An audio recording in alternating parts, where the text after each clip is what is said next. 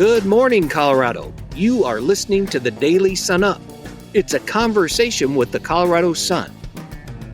I'm team editor David Krause. Before we jump into today's conversation, here is a quick message from our sponsor. Support comes from Credit Union of Colorado, proud to call Colorado home for more than 90 years. They are a local institution with a track record of showing up for the community and putting people first. Credit Union of Colorado. Honestly good. Learn more at honestlygood.org. Energy Outreach Colorado is a statewide nonprofit helping income-qualified Coloradans pay their energy bills. They support hardworking families facing tough choices between paying utilities and buying essentials like food. Learn how Energy Outreach Colorado is creating affordable energy solutions for Coloradans at energyoutreach.org. Set the summer trend. Electrify your lawn equipment and help reduce harmful ground-level ozone in your Front Range community. Learn more at simplestepsbetterair.org. Now, back to the show. Thanks for tuning in today, everybody. We have talked a lot about the fast-moving influx of artificial intelligence, from legislation to concerns to applications. Joining me to discuss how one Colorado hospital is using AI to improve its billing and dealing with insurance company denials is Sun business and tech reporter Tamara Chuang. Hello, Tamara. Hi, David. Tamara, your story this week, you wrote about the Spanish Peaks Hospital in southern Colorado joining forces with a Denver-based AI company to create a software to help them with billing discrepancies. Give us some background on the hospital and why they decided to try artificial intelligence to solve some of these issues. Yeah, so I was able to speak to the administrators over at Spanish Peaks Regional Health Center. It's just outside of Walsenburg, down in southern-ish Colorado. They're a very small hospital system, 20-bed hospital. They have another 90 beds for like a nursing home, and they have several clinics. But they are a nonprofit, and that is actually probably the biggest reason why they decided to do this test program with Iterate AI, to use AI to figure out the billing discrepancies, as you mentioned. But so, this was also kind of new for me because I don't usually cover healthcare, but covering technology and trying to learn more about how artificial intelligence is in our lives today. Iterate just shared this story with me about how they had launched a new healthcare program, just mainly geared toward the administration part of a healthcare system. So over at Spanish Peaks, I did speak to the CFO, Daron Hashir, and she actually just joined the hospital system back in February. And at the time, I guess the former CFO was already in talks with Iterate, and she saw the benefits of trying to use AI to figure out, 10% of the insurance claims that the hospital makes. So the payments that the hospital charges the insurers, 10% get denied for some reason, or, some of them are not even true denials. Like the insurance company may say they're going to pay it, but then maybe, not ultimately, and it only shows up at the end. So there's a lot of things that a small system just really can't catch. And that's where an AI system might actually be useful. So the hospital essentially gave the AI company some older data. So this wasn't live or anything like that, but it's basically all the bills that they send to insurance companies. And the thing is, unless there's a denial code from the insurance company, sometimes the hospital system wouldn't even know that a procedure was denied, and they wouldn't know until the end.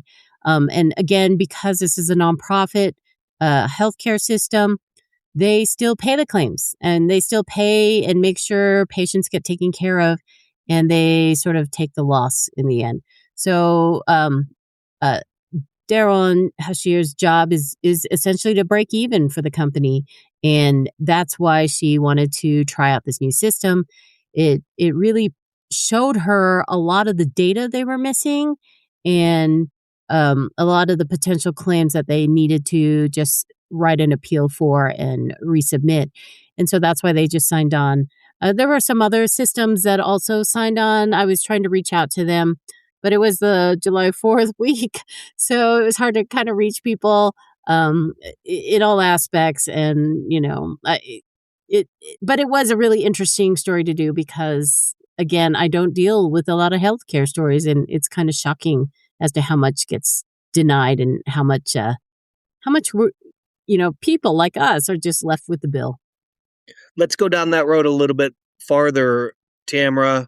You talked about how medical claims are a big issue for hospitals. 10% don't go filled at Spanish Peaks, but you also mentioned, and you kind of hit on it, these ghost denials in your story. While you mentioned you're not a medical expert or writer, nor am I, talk about these ghost denials and how those are in play in this new system.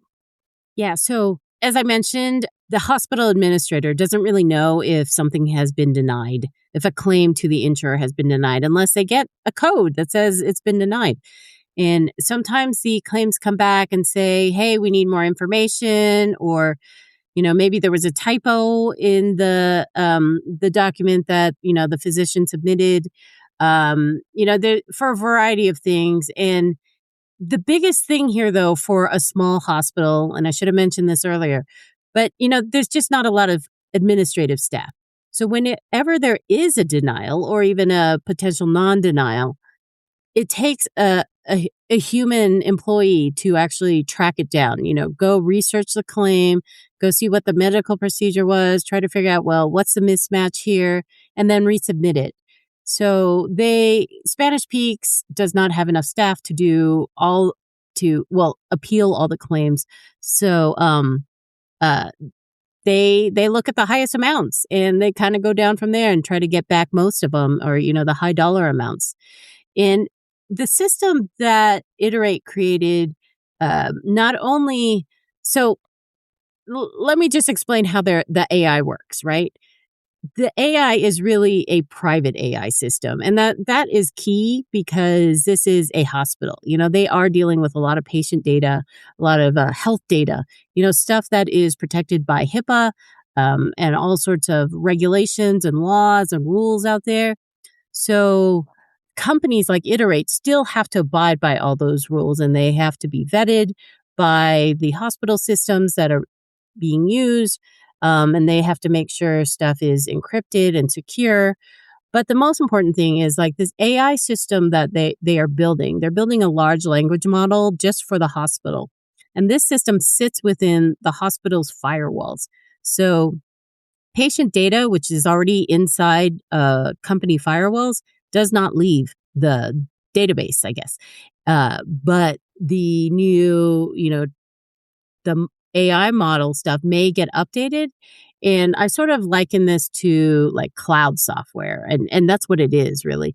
A lot of consumers have used the cloud, and you may or may not know it. And I was just mentioning to you, I remember a few decades ago when I got my first Android phone, it was just amazing when I could, check my email on my computer and it would be immediately updated on my phone. So, all of that activity is occurring in the cloud, but we as consumers do have to trust Google or whoever, and sometimes that's a challenge, but we have to trust that they will take care of our data. I would definitely recommend anyone who's interested in that to, go down that path to see what happens to your data and how it's protected. But for private systems, there are laws to protect private data and especially health data. So a lot of this we have to believe, that companies are doing the right thing to, especially hospital systems, because if not, someone could go to jail, right? But anyway, so these private systems, they're building these large language models, these AI models inside a corporate firewall. And it can scan like all the claims coming in, all the claims going out, the rejections, the appeals, and whatever. And also, beyond what a human does, it can pull up the terms of a insurance contract and figure out, hey, no, wait a minute, this insurance contract is supposed to cover this procedure, so it shouldn't have been a rejection or a denial. It can, and it iterate system happens to pull all the information, and then it types out an appeals letter, and then highlights it and puts it out for the actual staffer, the staff employee, to review it and send it off. So it cuts down the time a worker would need to spend on trying to figure out why this claim got rejected, and writing up a letter. And it's probably in minutes as opposed to hours or, who knows how long. So at Spanish Peaks, and it has a kind of this rate of maybe 10% or so of claims that get sent back to the hospital because they've been denied or whatever, they need more information. So they're just trying to cut down that 10%. Because if they can even get to half or, even 10% of that 10%, that's going to be some revenue increase for a local hospital. So I think that's what the hope is. Well, they've only done the pilot so far. They just started the full session late last month. I think it was last week or the week before. So hopefully in a few months, we'll have better information on how it went and whether it did help the hospital system recover some of that lost revenue. Actually, that could be another year or so before we can learn that information. But I think the point is these AI, it can be scary, but, there's a lot of tools out there that can be used to help go through data that exists that humans have to go through already. And if they can work hand in hand with the employees, that's what some of these new tools are about, especially the iterate system for healthcare. So that's what I found interesting and did write about in depth in Monday's Sun. Tamara, let's zoom out to finish a little bit more about the emerging private AI systems. If companies, especially small businesses, are interested in exploring private AI, kind of what are some of the first steps and what should they be thinking about as they enter into something, along the lines of, is there an AI program out there for me that I can maybe privatize for my company? Sure. I think there's definitely probably a lot of, startups and other companies trying to get anyone's attention to invest in some private AI technology. But I think, when in speaking to attorneys and privacy experts, the key here is that your system has to be pretty secure in the first place. You need to have your privacy policies for your existing data, let alone, anything that AI might touch. But, in talking to some of these folks, some of the advice is, protect your data. Cybersecurity is a huge investment. And, you need to encrypt very, sensitive files, vet your vendors.